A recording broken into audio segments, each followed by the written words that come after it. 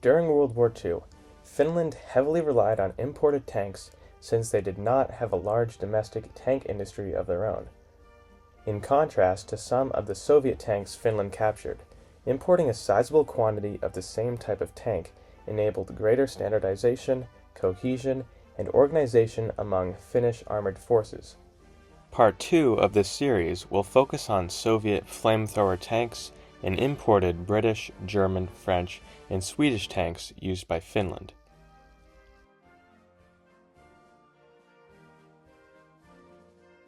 Around 10% of all Soviet-produced T-26 light tanks were flame-throwing variants.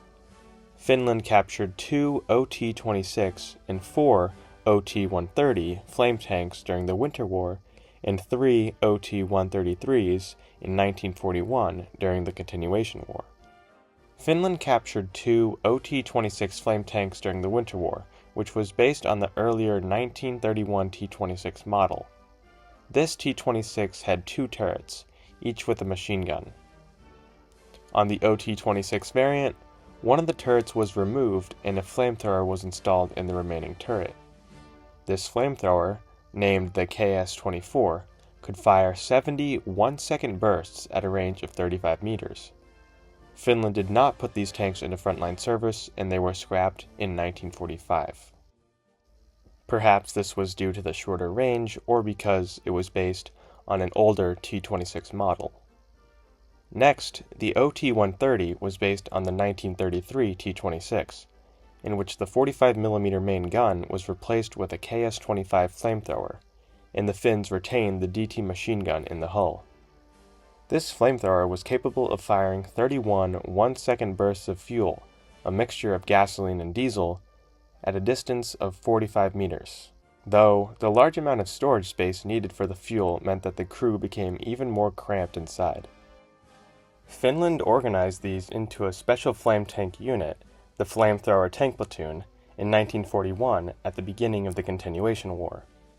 On the other hand, the OT-133, manufactured from 1939 to 1940, was based on a 1938 model T-26 hull. The flame tank variant had improved armor after combat experience revealed shortcomings in the original T-26 armor. It used the same flamethrower as the OT-130. These tanks were divided into the 1st and 2nd tank companies. They were not delivered to the Flamethrower Tank Platoon due to the platoon being unable to logistically support an organizational expansion.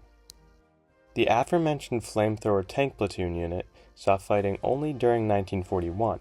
In which the flame tanks operated around the Karelian Isthmus. The unit's most intense fighting took place around the town of Kamara, now called Gavrilovo, in which some of the tanks carried anti-tank rifles for anti-tank capabilities. The unit advanced towards the outskirts of Leningrad alongside other Finnish units. During this, the flame tanks assisted in the destruction of remaining Soviet units that had been surrounded and fallen behind the main Finnish lines. In January 1942, the flame tank unit was disbanded due to combat damage and the remaining tanks fulfilled reserve duties. In addition to sustaining combat damage, Finland suffered a shortage of fuel during the Continuation War, making the continued use of flame tanks impractical. Finland later converted the remaining flame tanks into ordinary T-26 tanks during 1942 and 1943.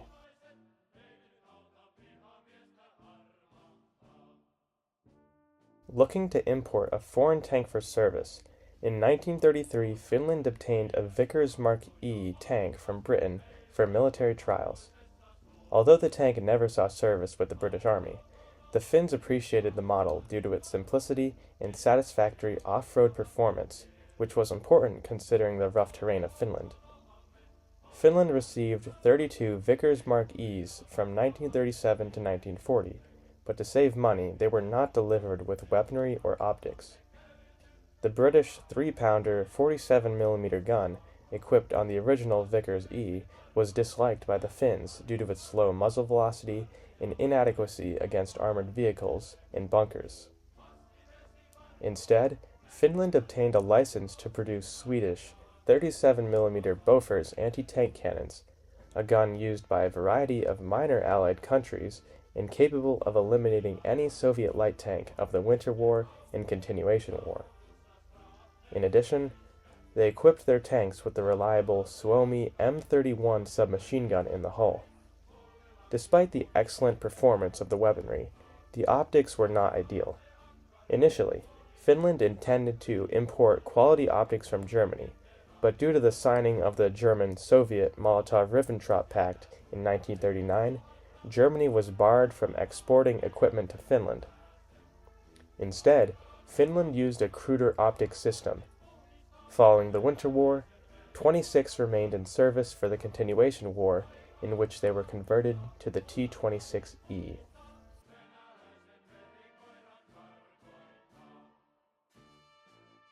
Originating in 1941, the T-26E was a modified Finnish Vickers E light tank using captured Soviet equipment from the Winter War, mainly equipment from the Soviet T-26. The Soviet 45mm was used in place of the 37mm Bofors, and the Soviet DT machine gun was used instead of the Maxim gun in the turret. Optics taken from Soviet vehicles served as an upgrade in place of the original Finnish optics. Just like the base Vickers 6-ton, the tank suffered from reliability problems in the cold Finnish weather. All 26 of the surviving Vickers 6-tons were converted to the T-26E, and 7 were lost by the end of World War II. With only a 45mm cannon, the T-26E fared well against Soviet light tanks deployed in 1941, but became nearly useless against medium and heavy Soviet armor in later years.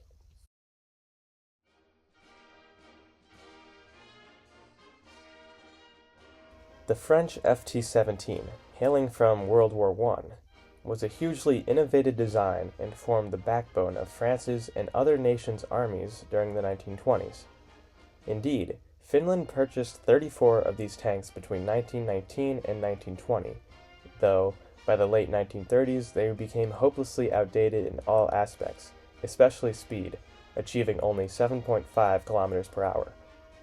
The zenith of their usefulness to the Finns occurred during the Winter War, in which they were employed for purely defensive and training roles.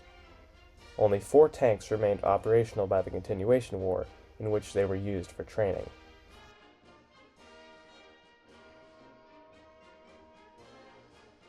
The Landsverk L62 Anti-2 was a Swedish-designed and manufactured self-propelled anti-aircraft gun used in Finnish service. It used a competent 40mm Bofors L62 anti-aircraft gun, which was exceptionally capable of taking down Soviet aircraft. It also had potential in an infantry support role, typically when firing against light tanks or defensive positions. It had decent mobility, with a maximum speed of 40 kilometers per hour, but the armor was only useful against small arms fire. Though, the open turret made the crew vulnerable to debris or a well-placed enemy grenade. Ultimately, Sweden delivered 6 of these to Finland, in which they shot down numerous Soviet planes and fended off ground attack aircraft.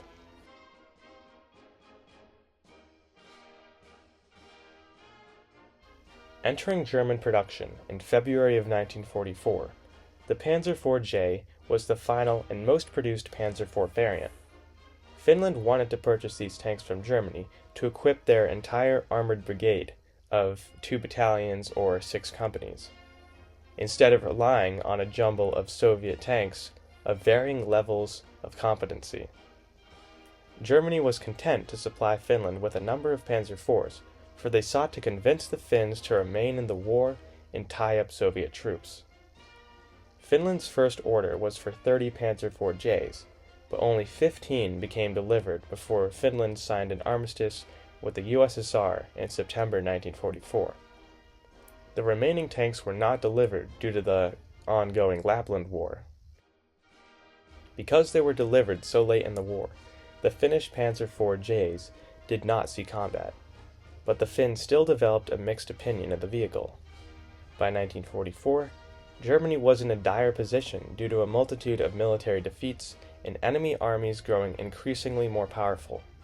As a result, the J variant was slightly simplified compared to earlier designs to save on production time, with the most notable change being the removal of the electric turret drive system, which reduced the rotation speed of the turret and further burdened the gunner. Though the speed was adequate in the booming 75mm cannon, with 125mm of armor penetration at 500 meters, was still very much relevant. In addition, the Finns had trouble with the suspension, which had been largely unchanged among the Panzer IV variants since the initial A variant in 1939.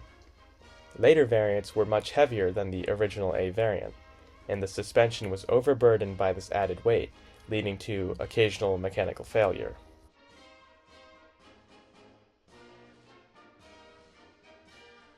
Between 1943 and 1944, Finland purchased 59 Stug IIIs from Germany, and they proved to be the most valuable armored fighting vehicle used by Finland, considering that Finland mostly relied on Western tanks from the 1930s and only a handful of captured medium and heavy Soviet tanks. The Stug III design originated in Germany as an armored fighting vehicle tasked with supporting infantry during quick advances by destroying enemy fortifications.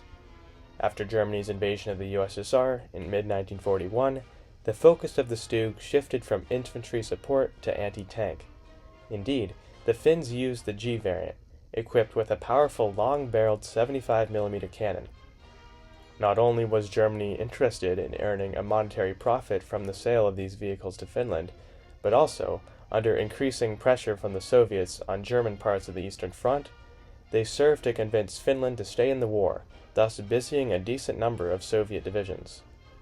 Indeed, although the Finnish front saw considerably less activity than the German Eastern Front, the Soviets had as many as 500,000 soldiers on the Finnish front in 1943.